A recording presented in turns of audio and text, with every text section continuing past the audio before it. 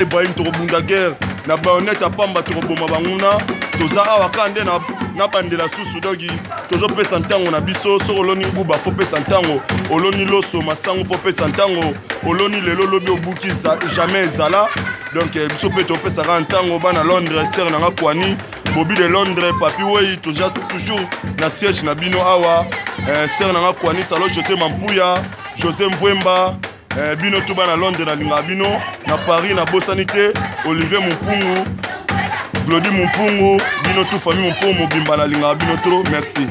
OK. Oui allô, bonsoir mingi na pesino ba na Londres tout. Président Ibrahim et maman Charlotte jusqu'à Bozali. Malgré tout nous qui bino moi kala mais l'esprit est toujours ensemble, on est ensemble toujours. Ouais. Pour évoluer toujours dans Moussala. Na sibino ozomona bilili ngezoya. Nous avons la répétition toujours de évoluer kaka. Yo ba yeki nga brisili na beta bon. Toujours na la préparation. Na bi ketang na abima ezane makambo royinda. Président de Zela yo kana kindi. Oui vraiment pour la massou abiso vraiment que décoller ensemble. Donc on ça fait kindi pe mukimo bimba. Ba ba be na pesa ntango en forme.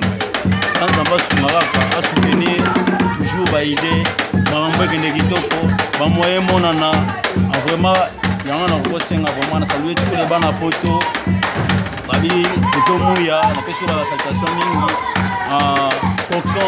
coxon 6 ans de sujet de prière na peso ba mbodi ya trop koni twingi ko kana la salutation na yango yoyo et c'est pas que l'homme précili le grand parole du monde bye. Ouais, Ibrahim Yanzambela nosa maman Charlotte de Pigeon. Abio Rosite mo Samoraya. Maman na sepela joba mbote belé. Oyo pesa ngana zwaki ya maman merci vraiment.